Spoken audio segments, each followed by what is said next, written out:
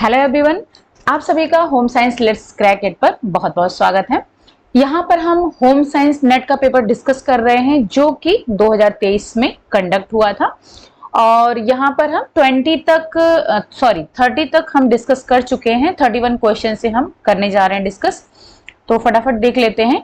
31 question है कि the importance of feedback and the role reversal between the speaker and the listener is called transactional view of interpersonal communication, या फिर psychological function of interpersonal communication, या फिर social function of interpersonal communication, या फिर influence function of interpersonal communication.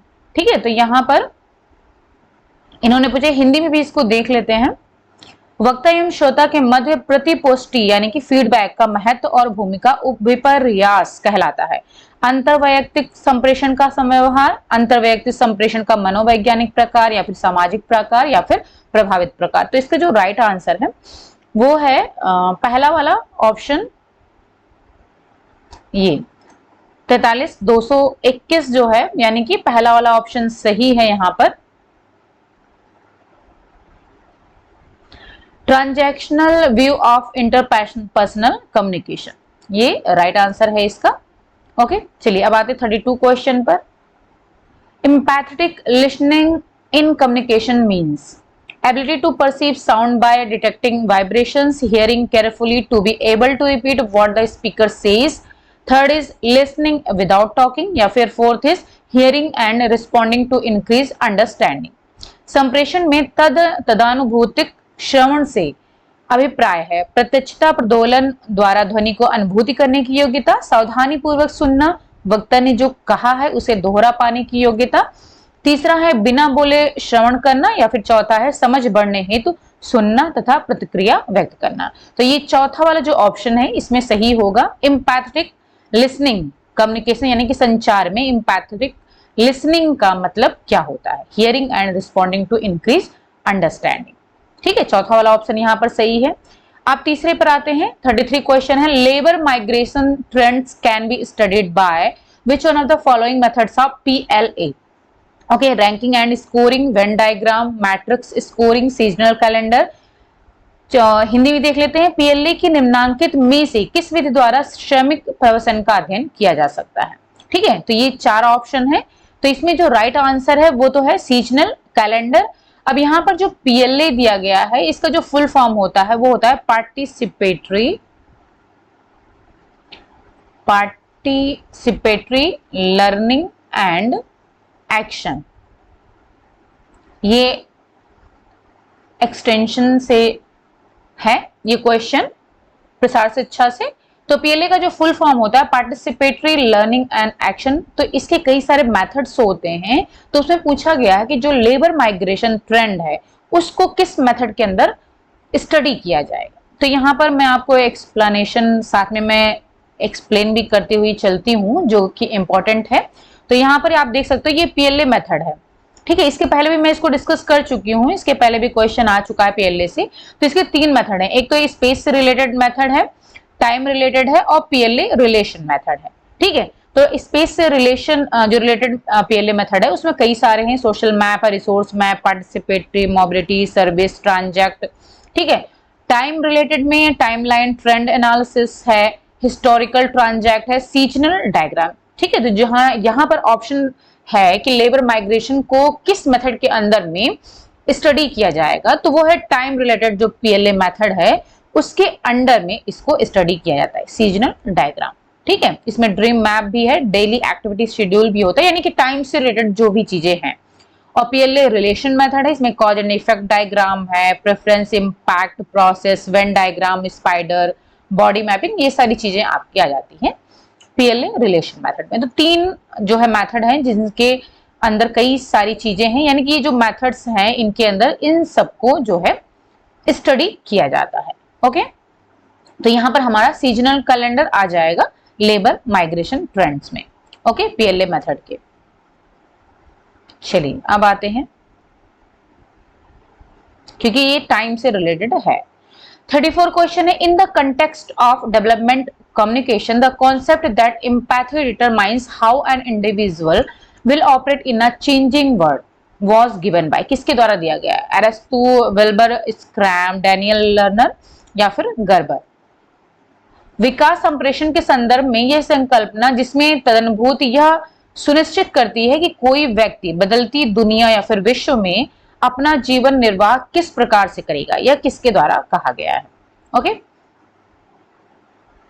तो ये कहा गया है अरस्तु के द्वारा। ठीक है, ये पहला ऑप्शन है, इसका सही है, अरस्तु के द्वारा ये चीज कही गई है। अब आते हैं नेक्स्ट क्वेश्चन, 35 नंबर क्वेश्चन है, the study of the cultural, behavioural and sociological aspect of special distances between individuals participating in a communication situation is. किसी संप्रेषण स्थिति में भाग लेने वाले व्यक्तियों के मध्य स्थानिक दूरी के सांस्कृतिक, व्यवहारिक और सामाजिक पहलुओं का अध्ययन है। काइनेसिक्स, प्रोक्सेमिक्स, पैरालैंग्वेज या फिर परसेप्चुअल एसेंचुएशन। ठीक है, तो यहाँ पर स्पेस दिया हुआ है, आप देखिएगा, एस्पेक्ट ऑफ स्पेशियल डिस्टेंस। ठीक है, तो इसका जो राइट आंसर है, इसका हम एक्सप्लेनेशन देख लेते हैं, उसके साथ साथ में आपको आंसर भी पता चल जाएगा। तो यहां पर आप देख सकते हो काइनेसिक कम्युनिकेशन का मतलब क्या होता है, थोड़ा मिनिमाइज कर देती हूं। यहां पर काइनेसिक्स जो कम्युनिकेशन उसमें होता क्या है, ये नॉन वर्बल होता है। ओके, यानी कि बॉडी मूवमेंट के द्वारा होता है। आपको पता होगा जो कम्युनिकेशन होता है, एक वर्बल होता है, एक नॉन वर्बल होता है। वर्बल का मतलब है जो कि बोल करके हम कम्युनिकेट करते हैं, संचार करते हैं, और नॉन वर्बल होता है जो कि हमारे बॉडी गेस्चर्स के द्वारा हम अपनी भावनाओं को प्रेजेंट करते हैं, या फिर जो हम कहना चाह रहे हैं वो अपने बॉडी मूवमेंट्स के द्वारा उसको व्यक्त करते हैं, वो नॉन वर्बल होता है, यानी कि जो बिना कहे हुए कम्युनिकेशन किया जा रहा है। तो ये नॉन वर्बल होता है, बॉडी मूवमेंट के द्वारा होता है। जैसे कि अब यहाँ पर देख सकते हो कि दो तरीके का यहाँ पर एक्सप्रेशन है, ये आप और दोनों लोग एक ही चीज कह रहे हैं, I really want that job Mrs brown, यानी कि दोनों को ही जो है वास्तविक रूप से जॉब चाहिए, लेकिन उसका एक्सप्रेशन, एक का एक्सप्रेशन इस तरीके से है, दूसरे का इस तरीके से है। तो एक ही चीज का अगर कोई भी अलग अलग व्यक्तियों के द्वारा एक ही चीज को अलग अलग तरीके से एक्सप्रेस किया जा सकता है। ओके, यानी कि सेम वर्ड्स डिफरेंट मैसेजेस। अब यहां पर आप देख सकते हो, जैसे आई एम गिल्टी, ये भी उसका साइन है आई एम गिल्टी का, ठीक है, ये भी गिल्टी का साइन है। आई एम सॉरी, इस तरीके से अगर इंसान खड़ा है इस तरीके से अपने हाथों को किया हुआ तो उसका मतलब वो सॉरी कह रहा है। ठीक है, इस तरीके से अगर वो बिहेव कर रहा है तो वो कह रहा है नाउ लिसन, और जब इंसान थक जाता है तो इस तरीके से अपने बॉडी मूवमेंट्स करता है, आई एम टायर्ड। ठीक है, तो इस तरीके से जो है अपने बॉडी मूवमेंट्स के द्वारा अपनी भावनाओं को व्यक्त करता है। अलग अलग व्यक्ति अलग अलग तरीके से व्यक्त करता है। ठीक है, तो ये आप समझ गए, ये बॉडी मूवमेंट्स के द्वारा काइनेसिक्स जो होता है वो बॉडी मूवमेंट्स के द्वारा संचार किया जाता है। अब प्रोक्सेमिक्स क्या होता है, यहाँ पर आप देख सकते हो डिस्टेंस बिटवीन टू और मोर इंडिविजुअल, यानी कि प्रोक्सेमिक्स का मतलब होता है स्पेस का मतलब होता है, यानी कि आपसे जो व्यक्ति है वो कितने स्पेस पर है, उसी तरीके से आप उससे कम्युनिकेट करते हो। इसमें चार है, एक तो इंटीमेट है पहला, दूसरा पर्सनल है, तीसरा सोशल है और चौथा है पब्लिक। ठीक है, अब जो इंटीमेट है उसमें 2 fist away from your body, यानी कि इतनी दूरी होती है आपके शरीर से दूसरे व्यक्ति की। People emotionally close to you, इसका मतलब है जब इतनी दूरी पर आपके जो दूसरा व्यक्ति है वो आपसे इतनी दूरी पर है और उससे आपका कम्युनिकेशन हो रहा है, इसका मतलब है कि वो व्यक्ति आपसे इमोशनली क्लोज है। Are allowed to enter this zone, आप उसको अपने जोन में, इस इमोशंस में अलाउ कर रहे हो एंटर करने के लिए, क्योंकि वो आपसे बहुत क्लोज है। ठीक है, पर्सनल में क्या होता है, 1 हैंडशेक अवे, यानी जितना आप हैंडशेक करते हो तो 1 हैंडशेक की दूरी होती है। इसकी अभी मैं मेजरमेंट भी नीचे दिया हुआ है, वो बता दूंगी। ठीक है, distance, the distance you would stand during friendly gathering, यानी कि फ्रेंडली गैदरिंग में आप जितनी दूरी रखते हो तो वो आपका पर्सनल कहलाता है। सोशल में क्या होता है, अबाउट 2 आर्म्स लेंथ होता है। ठीक है, distance you had stand with people you don't know well, यानी कि आप जब व्यक्ति को नहीं जानते हो तो उससे आप जितनी दूरी पर खड़े होते हो। पब्लिक में क्या होता है, ओवर 3.6 मीटर अवे है, लगभग लगभग दिया गया है। Distance you feel comfortable when addressing a big group, यानी कि जब आप बड़े ग्रुप को एड्रेस कर रहे हो तो उस टाइम पे जितना आप कंफर्टेबल फील करते हो तो उतनी दूरी होती है। तो जो प्रोक्सिमिक्स है वो मेनली डिस्टेंस होता है बिटवीन टू और मोर इंडिविजुअल। 4 है इंटीमेट, पर्सनल, सोशल और पब्लिक। इसमें आप किस तरीके से लोगों से कम्युनिकेट करते हो, यहाँ पर देखिए दिया गया है। ये इंटीमेट है, 0 to 50 सेंटीमीटर की दूरी होती है दोनों व्यक्तियों के बीच में, ठीक है। पर्सनल में 0.5 to 1 मीटर की दूरी होती है, ये आप देख सकते हो इतनी मीटर की दूरी। और सोशल में इतने दूरी होती है 1 to 4 मीटर की, और पब्लिक में 4 मीटर या फिर एबव हो सकता है, यानी कि इतनी दूरी होती है। ओके, और ये किसके द्वारा ये जोन दिया गया है, हॉल्स के द्वारा, हॉल्स प्रोक्सिमिक जोन्स। ओके, तो आपको आंसर समझ में आ गया होगा कि इसमें जो स्पेस की बात की जा रही है तो वो प्रोक्सिमिक्स हो जाएगा। इसमें तीसरा ऑप्शन है पैरालैंग्वेज। तो पैरालैंग्वेज का मतलब ये भी जो है आपका नॉन वर्बल कम्युनिकेशन ही होता है। यहाँ पर जो काइनेसिक्स है, प्रोक्सिमिक्स है, पैरालैंग्वेज, ये सब क्या है, नॉन वर्बल कम्युनिकेशन है। पैरालैंग्वेज का मतलब है नॉट ओनली व्हाट यू से बट हाउ यू से इट आल्सो मैटर्स, यानी कि जब हम किसी दूसरे व्यक्ति से बात करते हैं या फिर अपनी बातों को उसके सामने रखते हैं तो आप क्या कह रहे हो सिर्फ ये मैटर नहीं करता है, बल्कि आप उसको किस वे में, किस तरीके से दूसरे व्यक्ति के सामने प्रेजेंट कर रहे हो, ये बहुत ज्यादा मैटर करता है। एक ही व्यक्ति, अलग अलग व्यक्ति एक ही बात को अलग अलग तरीके से व्यक्त करता है, ठीक है। तो वही चीज यहाँ पर कहा जा रहा है, हाउ यू से इट ऑल्सो मैटर्स। अब जो पैरालैंग्वेज है इसके अंदर क्या क्या चीजें आती हैं, यानी कि आप बात को किस तरीके से कह रहे हो, बात करने का जो आपका रेट है, वॉल्यूम का रेट वो कैसा है, पिच कैसी है, उसका वॉल्यूम कैसा है, धीमा है, तेज है, ठीक है, हाई पिच में बोल रहे हो, लो पिच में बोल रहे हो, ओकल फिलर्स, या फिर quality made up of tempo, resonance, rhythm, articulation. तो ये सब चीजें आपकी पैरालैंग्वेज में आ जाती है, यानी कि आप अपनी बातों को किस तरीके से दूसरे के सामने रख रहे हो ये भी बहुत ज्यादा मैटर करता है। ओके, अब चौथा जो ऑप्शन था वो है परसेप्चुअल एसेंचुएशन। ये होता क्या है कि परसेप्चुअल एसेंचुएशन का मतलब ये है कि हम दूसरे व्यक्ति से जो चाहते हैं, यानी कि हम जो चाह रहे हैं वही हम अगले व्यक्ति से एक्सपेक्ट करते हैं, ठीक है, कि वो वैसा ही बोले, वैसा ही बिहेव करे। तो वही चीज यहां पर कहा जा रहा है कि we have a tendency to see what we want to see in other people, यानी कि हमारे अंदर ये टेंडेंसी होती है देखने की दूसरों के अंदर जो कि हम चाहते हैं, दूसरों के अंदर जो हम दूसरों से चाहते हैं वही हम उनमें देखना चाहते हैं, ठीक है। This basic idea is called perceptual accentuation. Perceptual accentuation leads you to see what you expect and want to see. जो आप expect करते हो वही आप देखना चाहते हो। जैसे यहाँ पर इन्होंने एग्जाम्पल भी दिया हुआ है, A child may easily spot a toy shop at the corner of a crowded street hidden among other shops.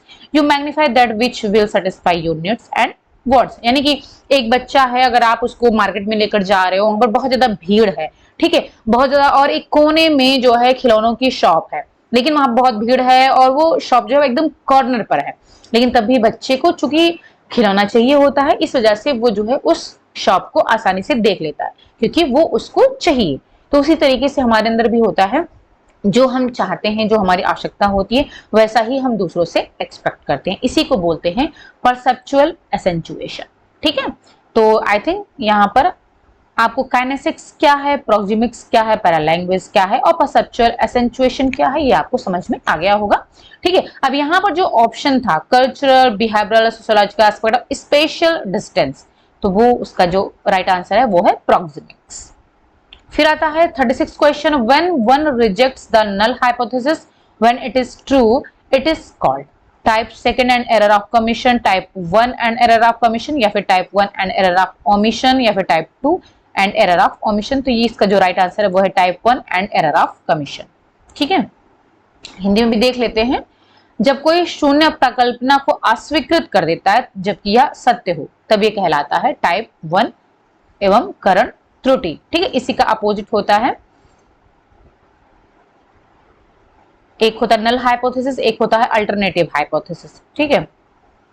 फिर है 37 question, which of the following is not a type of stratified sampling, निम्नलिखित में से कौन अस्तरीकृत प्रतिचयन का एक प्रकार नहीं है? Disproportionate sampling, proportionate, non probability sampling या फिर ऑप्टिमम एलोकेशन सैंपलिंग, गैर अनुपाती, अनुपाती, गैर प्रायिकता या फिर इंटम विनिधान। हिंदी बहुत ही टफ है रिसर्च में, तो इसलिए आप इंग्लिश पर ध्यान दो तो वो ज्यादा बेटर होगा, ज्यादा समझ में आएगा। ठीक है, तो यहाँ पर पूछा जा रहा है कि is not a type of stratified sampling, यानी कि इसमें कौन सा स्ट्रेटिफाइड सैंपलिंग का प्रकार नहीं है या फिर टाइप नहीं है, तो वो राइट आंसर है यहाँ पर नॉन प्रोबेबिलिटी सैंपलिंग।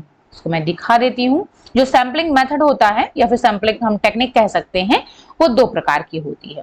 एक होती है प्रोबेबिलिटी या फिर हम उसको रैंडम सैंपलिंग बोलते हैं, और दूसरा होता है नॉन प्रोबेबिलिटी या फिर नॉन रैंडम सैंपलिंग। ठीक है, तो प्रोबेबिलिटी में यहाँ पर सिंपल, रैंडम, सिस्टमैटिक, स्ट्रेटिफाइड, तो यहाँ पर आप देख सकते हो स्ट्रेटिफाइड जो सैंपलिंग है वो प्रोबेबिलिटी में आ रही है, ना कि नॉन प्रोबेबिलिटी में। ओके, क्लस्टर, एरिया और multi stage sampling. Non probability में जजमेंटल, कन्वीनियंस, कोटा, पैनल और स्नोबॉल सैंपलिंग, तो ये नॉन प्रोबेबिलिटी। प्रोबेबिलिटी का मतलब होता है जिसमें कि हर एक व्यक्ति का जो सेलेक्ट होने का चांस होता है, चयन होने का चांस होता है, वो लगभग लगभग बराबर होता है। ठीक है, इसमें हम क्या करते हैं, जो भी सैंपल सेलेक्ट करते हैं वो रैंडमली करते हैं। ठीक है, यानी कि कोई फिक्स नहीं होता है, रैंडमली हम सैंपल को सेलेक्ट करते हैं। और नॉन प्रोबेबिलिटी में यहाँ पर जो है ये नॉन रैंडम, यानी कि हम रैंडमली नहीं सेलेक्ट करते हैं, बल्कि जैसे हमने पॉपुलेशन है उसमें हमने जो फर्स्ट विलेज था उसको सेलेक्ट कर लिया, फिर तीसरे नंबर पर जो विलेज था उसको ले लिया, फिर पांचवें नंबर पर जो था उसको ले लिया, फिर सातवें नंबर पर था, यानी कि ऑड नंबर हम ले रहे हैं, या फिर हम इवन नंबर ले रहे हैं, यानी कुछ फिक्स है आपका, रैंडमली आप नहीं ले रहे हो।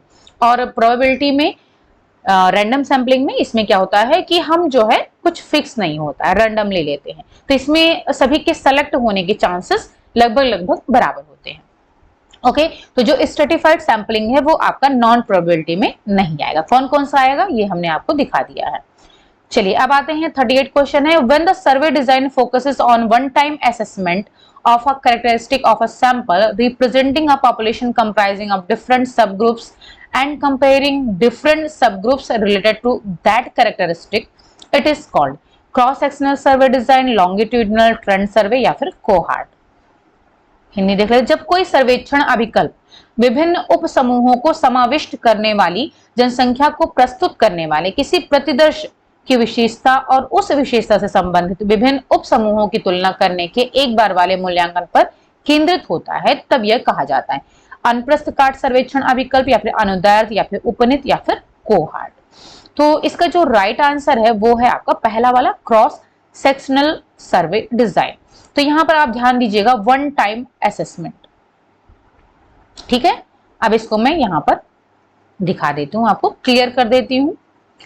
देखिए, जो टाइप ऑफ सर्वे रिसर्च होता है वो दो प्रकार का होता है, एक तो क्रॉस सेक्शनल होता है और दूसरा लॉन्गिट्यूडनल होता है। ठीक है, लॉन्गिट्यूडनल में तीन आ जाते हैं, ट्रेंड, कोहार्ट और पैनल। जो इसमें आपका पैनल और ट्रेंड और कोहार्ट दिया गया है वो लॉन्गिट्यूडनल के अंदर में आता है। ठीक है, तो मेनली दो हैं, क्रॉस सेक्शनल और लॉन्गिट्यूडनल।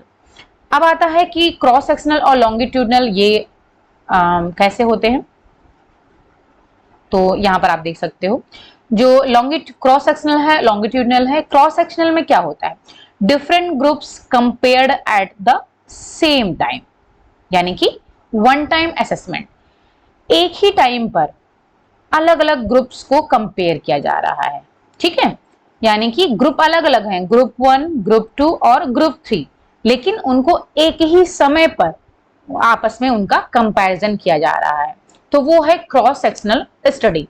लेकिन अगर आप लॉन्गिट्यूडनल स्टडी फॉलो करते हो देन उसमें क्या होगा, सेम ग्रुप होगा लेकिन कंपेयर्ड ओवर द टाइम, यानी कि एक ही ग्रुप को आप अलग अलग समय पर जो है स्टडी करोगे। ठीक है, तो यहां पर आप देख रहे हो ग्रुप 1, यहां भी ग्रुप 1 है, ग्रुप 1 ग्रुप 1, यानी कि एक ही ग्रुप है लेकिन समय अलग अलग टाइम पर, टाइम 1, टाइम 2 और टाइम 3।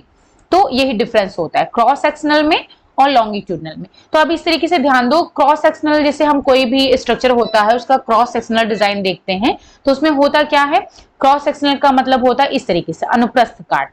ठीक है, और लॉन्गिट्यूडनल का मतलब होता है लॉन्गिट्यूडनल लंबाई में। ठीक है। क्रॉस सेक्शनल का मतलब हो गया कि हम अलग अलग ग्रुप्स को ले रहे हैं, यानी हम ये कह सकते हैं, मान लो कि आपने एक ही समय पर अलग अलग गांव को या फिर अलग अलग डिस्ट्रिक्ट को स्टडी किया है, समय एक समय पर आपने अलग अलग जो है गांव को स्टडी किया है, या फिर अलग अलग एज ग्रुप के लोगों को स्टडी किया है एक ही समय पर, लेकिन यहाँ पर सेम ग्रुप है, तो इसका मतलब है आपने एक ही एज ग्रुप लिया हुआ है, ठीक है, लेकिन आपने उनको अलग अलग समय पर स्टडी किया हुआ है, ठीक है। तो क्रॉस सेक्शनल और लॉन्गिट्यूडनल में यही डिफरेंस होता है।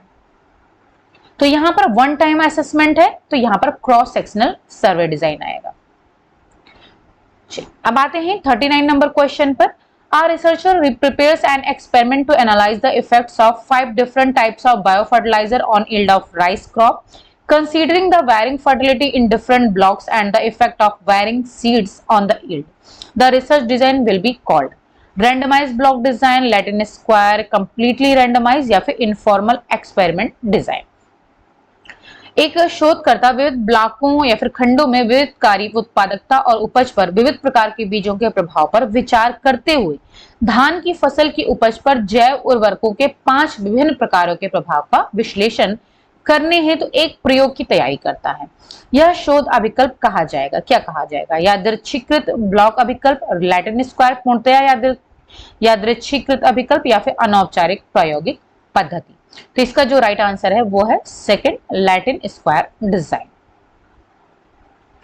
फिर है 40 number question, we should design the experiment in such a way that the variations caused by extraneous factors can all be combined under the general heading of chance. This is called the principle of randomisation, local control, replication या फिर induction.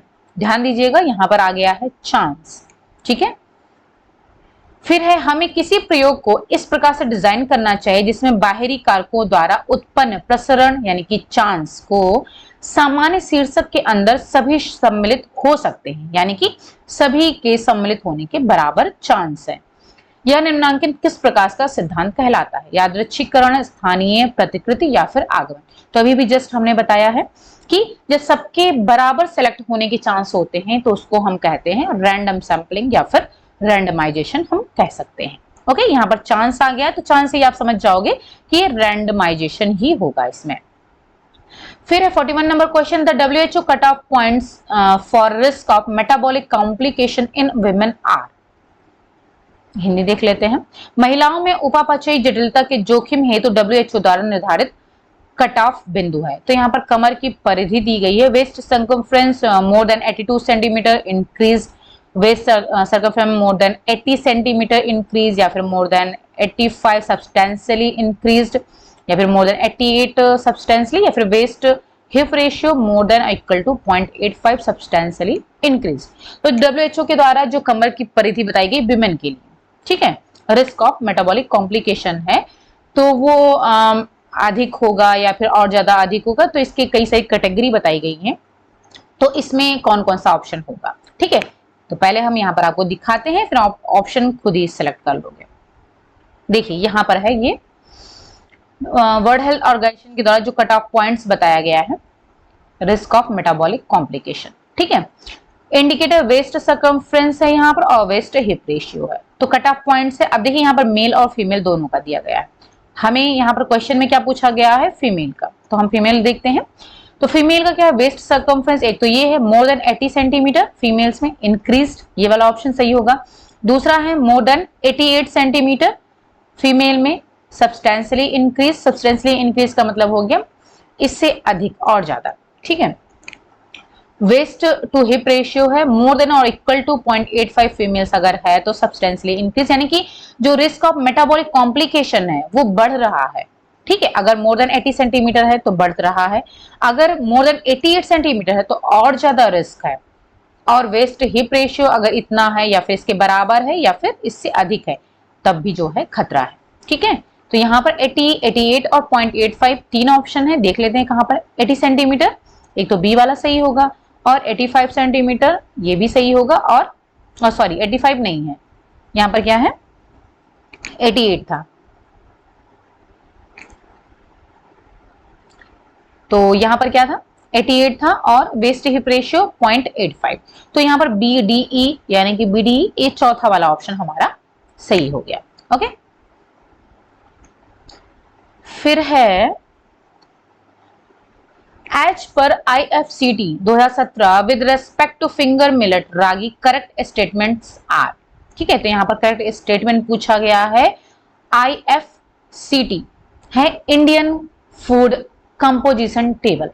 ये जो IFCT है इसका full form है Indian food composition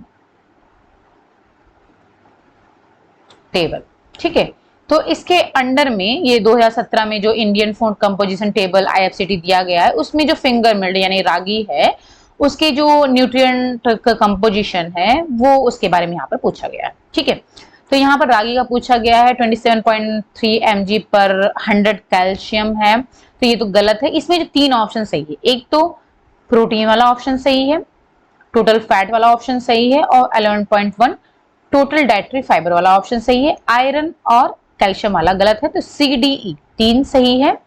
पहला वाला option CDE ये वाला बिल्कुल ही सही है। तो ये आप इसको देख सकते हो सर्च करके, बहुत सारे न्यूट्रिएंट कंपोजिशन दिए हुए हैं। ठीक है, तो यहाँ पे इन्होंने कैल्शियम कम है या और अधिक होता है, क्योंकि जो रागी होता है आपको पता होगा कि ये पुअर मैंस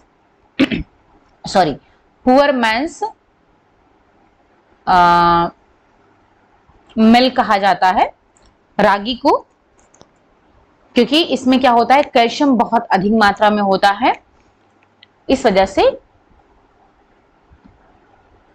चलिए अब आते हैं 43 को number question. With respect to RDA ICMR NIN 2020 of iron which of the following are correct. ठीक है, तो यहाँ पर कई सारे ऑप्शन दिए गए हैं। RDA जो अभी 2020 में आया है उसके द्वारा पूछा गया है। ठीक, तो इसको मैं आपको दिखा देती हूँ। RDA कहाँ गया ये, तो यहाँ पर आप ये देख सकते हो RDA आप लोगों के पास होगा ही, मैं शेयर भी कर चुकी हूँ, इसका अलग से वीडियो भी मैंने डाला हुआ है। ठीक है, तो यहाँ पर आप RDA देख सकते हो। अब यहाँ पर क्या है, आयरन का पूछा गया है। ठीक है, ये है आयरन mg पर डे। अब यहाँ पर जो पूछा गया 1 to 3 ईयर, 4 to 6, 7 to 9 और 10 to 12। ठीक है, अब यहाँ पर आयरन है, ये देख सकते हो 8, 11, 15, 16 और 28। तो देख लेते हैं इसमें से कौन सा ऑप्शन सही है। 8, 11, 15, 16 और 28। तो इस टेबल से आप जो है आसानी से देख सकते हो। तो 1 to 3 में 8 mg ये भी सही है। ठीक है, 11, 4 to 6 ये भी सही है, 15, 7 to 9 ये भी सही है। अब देखिए 19 mg 10 से 12 बॉयज के लिए और 29 mg ओल्ड गर्ल्स के लिए। तो जो बॉयज और गर्ल्स के लिए दिया गया है वो आप यहाँ पर देख सकते हो, जो 10 to 12 है बॉय और गर्ल। तो यहाँ पर आप देख सकते हो 8, 11, 16 है किसके लिए, बॉय के लिए, और गर्ल्स के लिए 28 है। 16 और 28 है, जबकि इसमें इन्होंने कितना लिखा हुआ है 19 और 29 है। तो ये गलत हो गया ऑप्शन। 8, 11, 15 यानी कि A, B और C वाला ऑप्शन बिल्कुल ही राइट है। ठीक है, तो जो ये RDA अभी 2020 में आया है बहुत ही इंपॉर्टेंट है, इनसे एक आध क्वेश्चन तो आते ही हैं एग्जाम में, तो इसको आप तो पूरा रट ही डालो जो इंपॉर्टेंट है।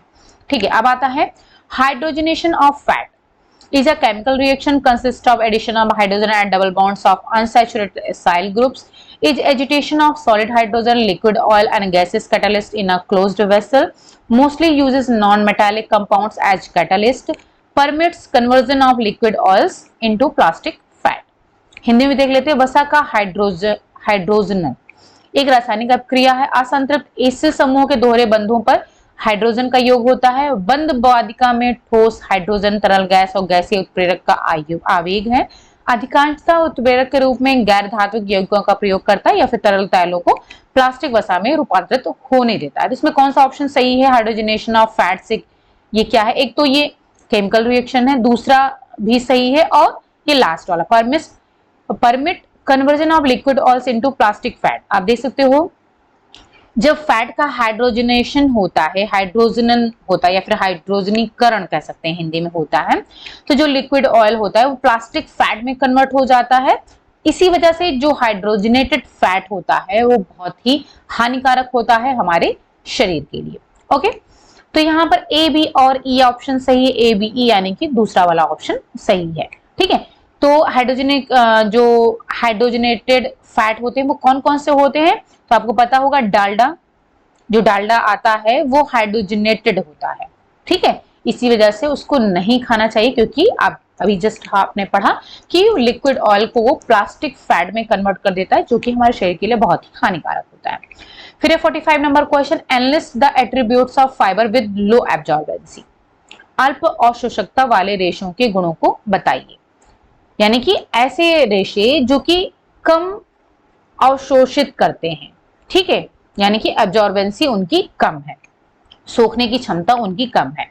कौन कौन से गुण हैं ऐसे रेशों के, prevent evaporation of perspiration, good to skin comfort, quick drying, have good wrinkle recovery, easy to dye. ठीक है, पसीने का वाष्प रोकना, त्वचा के आराम के लिए अच्छा, शीघ्र सूखना, सिलवट की अच्छी रिकवरी होती है, आसान रंगाई है।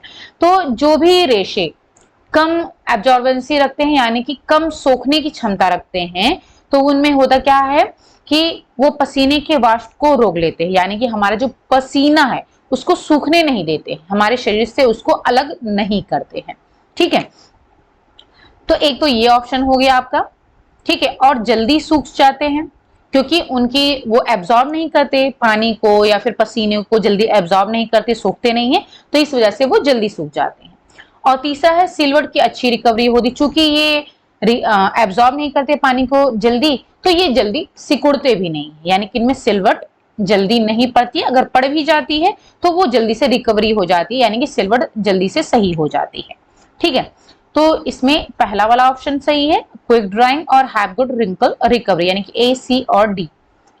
तीसरा वाला ऑप्शन सही है, इजी टू डाई, चूंकि एब्जॉर्बेंसी कम है, तो कलर जब घोल में इसको डुबोया जाएगा तो एब्जॉर्बेंसी कम होगी, तो वो जल्दी से डाई यानी कि कलर करना उनको मुश्किल होगा। ठीक है, और स्किन कंफर्ट के लिए तो फिर सही ही नहीं होंगे, क्योंकि वो क्या कर रहे हैं, हमारे पसीने को सोख नहीं रहे हैं। ठीक है, हमारे शरीर से उसको वाष्प के रूप में बाहर नहीं निकाल रहे हैं, तो इस वजह से हमारे स्किन के लिए अच्छे नहीं होते हैं। और ये किन रेशो के गुण हैं, तो हम कह सकते हैं सिंथेटिक फाइबर्स के गुण हैं।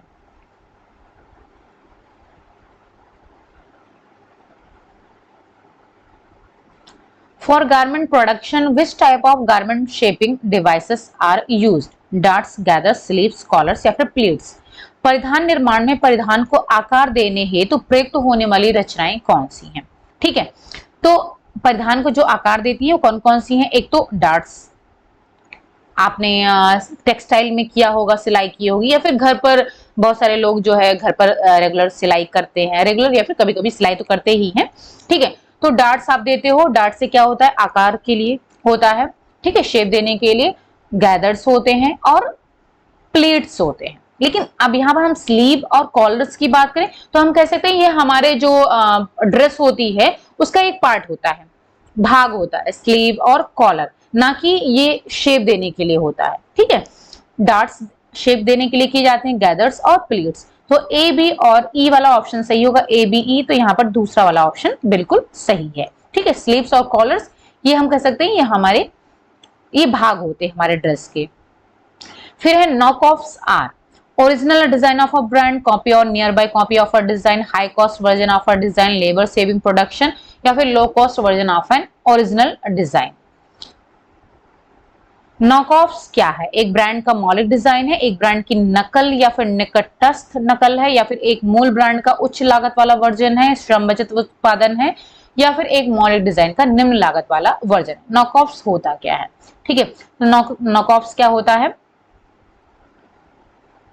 आप यहाँ पर देख सकते हो। नॉक ऑफ्स का मतलब होता है जब किसी ब्रांड की नकल की जाती है, जैसे आप यहाँ पर देख रहे हो कैट कॉट, किटकैट चॉकलेट आती है। ठीक है, तो और ये देखो डब साबुन आता है। ठीक है, अब यहाँ पर क्या है, स्पेलिंग अलग है। किटकैट की स्पेलिंग क्या होती है, KIT और KAT होता है, ऐसे यहाँ पर एक ही जगह O होता है। ठीक है, तो यहाँ पर देखिए पैकेजिंग आपकी लगभग सेम है, लेकिन क्या है, स्पेलिंग अलग है। तो जो नॉक ऑफ होता है, नॉक ऑफ में क्या करते हैं कि जो भी ब्रांड होती है उसकी कॉपी करते हैं, पैकेजिंग सेम करेंगे।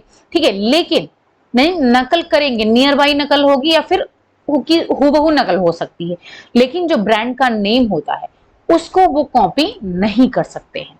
ठीक है, यानी कि जैसे किटकैट ब्रांड है तो स्पेलिंग चेंज कर देंगे, डब है तो उसका स्पेलिंग चेंज कर देंगे। ठीक है, तो ये होता है नॉक ऑफ। तो यहाँ पर जो ऑप्शन होगा original design of a brand, original design नहीं होता है, कॉपी और near by copy of a design. ठीक है, कॉपी करती है, नियर बाई कॉपी होती है डिजाइन की। और high cost version of design नहीं होता है, बल्कि ये लेबर सेविंग प्रोडक्शन होता है, यानी कि कम मेहनत लगती है। और लो cost version of an original design होती है, यानी कि ये कम पैसे में सस्ता मिलता है। ठीक है, ब्रांड की नकल होती है और सस्ती होती है, पैसे भी कम लगते हैं और इसमें कम मेहनत भी लगती है। तो यहाँ पर BDE वाला ऑप्शन होगा, यानी कि पहला वाला ऑप्शन बिल्कुल सही है। फिर आता है fitting lines that can replace normal fitting darts are balance line, dart equivalent, seam line, princess line, hem line, style line। Hindi में देख लेते हैं। सामान्य फिटिंग डार्ट्स को प्रतिस्थापित करने वाली फिटिंग लाइंस कौन सी है? Balance line, dart equivalent, princess, hem या फिर स्टाइल। ठीक है, तो यहाँ पर पूछा जा रहा है कि जो सामान्य फिटिंग डार्ट्स है उनको कौन सी फिटिंग लाइन रिप्लेस कर सकती है। तो यहाँ पर जो राइट आंसर है एक तो डॉट इक्विवेलेंट सीम लाइन है, प्रिंसेस है और स्टाइल है। अब यहाँ पर जो डार्ट इक्विवेलेंट सीम लाइन है इसके अंदर आपके प्लीट्स आ जाएंगे, गैदर्स आ जाएंगे, डार्ट्स आ जाएंगे, ये सब आपके सॉरी डार्ट्स तो है, डार्ट इक्विवेलेंट सीम लाइन यानी कि डार्ट के बराबर जो सीम लाइन दी जा सकती है जिससे कि कपड़े में फिटिंग आ जाए। ठीक है, तो वो जो है आपका गैदर्स हो सकते हैं, प्लीट्स हो सकते हैं, ये सब जो है आपके आ जाएंगे इसके अंदर। ठीक है, एक तो ये हो जाएगा फिटिंग लाइन दो जो कि नॉर्मल फिटिंग डार्ट्स को रिप्लेस कर सकता है, और दूसरा प्रिंसेस लाइन और स्टाइल लाइन ये भी आते हैं। बी, सी और ई वाला ऑप्शन सही है, BCE यानी कि तीसरा वाला ऑप्शन सही है। अब यहाँ पर मैं इसका पिक्चर आपको दिखा देती हूँ, बहुत ज्यादा ये क्लियर तो नहीं है। यहाँ पर आप ये प्रिंसेस लाइन है, देख रहे हैं आप, प्रिंसेस लाइन यहां से लेकर के ये जो आ रही है। ठीक है, ये प्रिंसेस लाइन है दोनों, एक यहाँ ऊपर से है, एक यहां से आ रही बाजू से। स्टाइल लाइन ये आप देख रहे हो, तो स्टाइल लाइन, अब दोनों में डिफरेंस क्या है आप देख रहे हो, ये बिल्कुल अंदर की ओर है और ये थोड़ा सा बाहर की ओर। ठीक है, तो प्रिंसेस लाइन और स्टाइल लाइन में यही थोड़ा इतना सा डिफरेंस है। ठीक है, ये जो आपका शोल्डर होता है इसके मिड से आता है और ये शोल्डर के ये साइड से है। ठीक है, चलिए अब आते हैं नेक्स्ट क्वेश्चन पर। प्रिंसेस और जो स्टाइल लाइन है इसको हमने इसके पहले भी डिस्कस किया हुआ है डिटेल में, दोनों में डिफरेंस भी आपको बताया हुआ है कि दोनों में डिफरेंस क्या है। ओके, चलिए 49 क्वेश्चन है, the quality of air in indoors is indicated by. अंतः कक्ष में वायु की गुणवत्ता निम्नांकित किसके द्वारा संकेतित होती है? Temperature, illuminance, humidity, rate of air movement या फिर रेडिएंट हीट के द्वारा। तापमान, प्रतीपता, आर्द्रता, वायुगति की दर या फिर विकिरण ऊष्मा। तो यहाँ पूछा जा रहा है कि जो इंडोर है उनमें जो एयर की क्वालिटी है वो किसके द्वारा आप मतलब इंडिकेट, कैसे पता चलेगा कि एयर की क्वालिटी अच्छी है या फिर नहीं अच्छी है? तो एक तो टेम्परेचर के द्वारा हमें पता चल जाएगा, ह्यूमिडिटी के द्वारा पता चल जाएगा। ठीक है, और दूसरा रेट ऑफ एयर मूवमेंट के द्वारा पता चल जाएगा और रेडिएंट हीट के द्वारा। बस ये वाला जो बी वाला ऑप्शन है ये नहीं होगा। इल्यूमिनेशन का मतलब होता है तो लाइट के लिए होता है, प्रकाश के लिए होता है। ठीक है, तो टेम्परेचर से आपको पता चल जाता है कि आपके जो इंडोर्स हैं वहां पर जो एयर की क्वालिटी है वो कैसी है। ह्यूमिडिटी के द्वारा भी पता चल जाता है और रेट ऑफ एयर मूवमेंट और रेडिएंट हीट के द्वारा। तो ACDE, तो ACDE तीसरा वाला ऑप्शन सही है। ठीक है, बी नहीं होगा। ठीक है, फिर लास्ट क्वेश्चन यहाँ पर देख लेते हैं। According to Rogers, people falling in the early majority category are characterised by. Rogers के अनुसार प्रारंभिक बहुमत कैटेगरी के अंतर्गत आने वाले लोगों की विशेषताएं क्या होती हैं? वेल एजुकेटेड होते हैं, डेलिब्रेट होते हैं, रिस्क लविंग होते हैं, वेल कनेक्टेड विद आउटसाइडर्स या फिर less likely to be educated होते हैं। सुशिक्षित होते हैं, स्वदेशी होते हैं, जोखिम प्रेमी होते हैं, बाहरी लोगों के साथ अच्छी तरह से जुड़े होते हैं या फिर शिक्षित होने की कम संभावना होती है। तो यहाँ पूछा जा रहा है कि जो अर्ली मेजॉरिटी कैटेगरी होती है वो कैसे होते हैं।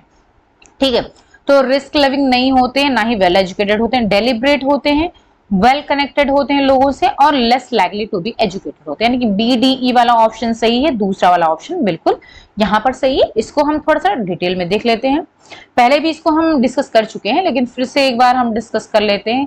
कई सारी चीजें हम कई बार बार बार डिस्कस करते हैं जिससे कि आप लोगों को बिल्कुल ही याद हो जाए, रट जाए। ठीक है, अब जो रोजर्स हैं उन्होंने डिफ्यूजन ऑफ इनोवेशन दिया हुआ है। इसमें इन्होंने 5 कैटेगरी दी है। एक तो इनोवेटर्स जिनका परसेंटेज है 2.5%, अर्ली एडॉप्टर्स इनका परसेंटेज है 13.5%, अर्ली मेजोरिटी ये 34% है, लेट मेजोरिटी ये सेम है 34% और लेगार्ड्स जो होते हैं वो 16%। ठीक है, ये भी क्वेश्चन आता है, परसेंटेज पूछ लेता है कि इनके क्या क्या परसेंटेज है। ठीक है, अब जो इनोवेटर्स होते हैं वो रिस्क लविंग होते हैं। यहाँ बताइए I am a risk taker, यानी जो इनोवेटर्स होते हैं वो सिर्फ 2.5% ऐसे लोग होते हैं जो कि कोई भी नई चीज होती है उसको रिस्क ले करके उसकी खोज करते हैं या फिर उस पर काम करते हैं, रिस्क लेते हैं। आगे अच्छा होगा या बुरा होगा, प्रॉफिट होगा या लॉस होगा, वो ये नहीं सोचते, बल्कि रिस्क लेने की क्षमता होती है उनके अंदर। तो ऐसे सिर्फ 2.5% लोग ही होते हैं। फिर है दूसरा है अर्ली एडॉप्टर्स, यानी कि इनोवेटर्स के बाद में जो आते हैं अर्ली एडॉप्टर्स जिनका परसेंटेज है 13.5%। I want to have a go, यानी कि जब इनको क्या होता है, ऑलरेडी इन्हें क्या चाहिए, क्या आवश्यकता है इनको, वो इनको पहले से पता होता है।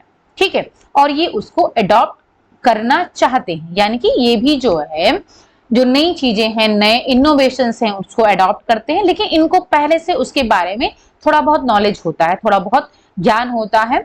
ठीक है, क्योंकि ऑलरेडी किसी ना किसी ने रिस्क ले लिया है।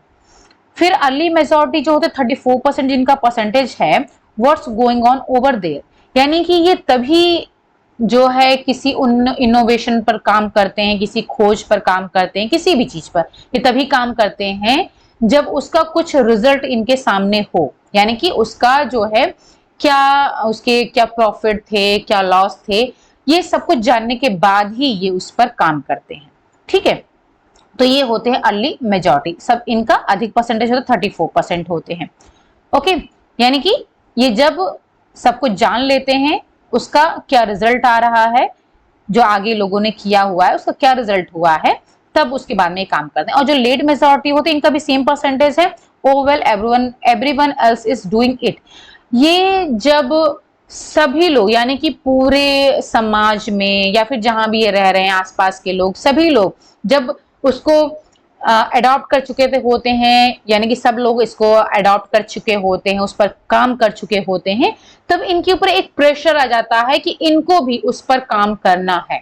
यानी कि जब इन पर प्रेशर आता है तब ये उस चीज को क्या करते हैं, अडॉप्ट करते हैं। ओके, यानी कि उस खोज पर या फिर उस नई चीज पर तब काम करते हैं जब इन पर प्रेशर आता है कि हाँ सभी लोगों ने इस पर काम किया हुआ है, अब हमको भी इस पर करना पड़ेगा। ठीक है, तब ये लेट मेजॉरिटी होते हैं। और लैगार्ड्स जो होते हैं ये तो जब इनके पास कोई भी ऑप्शन नहीं बचता है कि इसके अलावा इनके पास अब कोई ऑप्शन नहीं है इस पर काम करने के अलावा, तभी वो इस पर काम करते हैं। जस्ट लीव मी अलोन, आप देख सकते हो यहाँ पर। ठीक है, तो ये लैगार्ड्स होते हैं जो कि सबसे पीछे होते हैं। तो हमारे समाज में ऐसे 5 कैटेगरी वाले लोग होते हैं। तो हमारे जो क्वेश्चन है उसमें क्या पूछा गया था, people following in the early majority, तो क्या डेलिब्रेट होते हैं, जो अर्ली मेजॉरिटी थे वो क्या था 34% इनका परसेंटेज था। ठीक है, तो इनके अंदर स्वउद्देश्य यानी कुछ ना कुछ उद्देश्य तो होता ही है इनके अंदर, रिस्क लविंग तो होते नहीं, वो इनोवेटर्स होते हैं।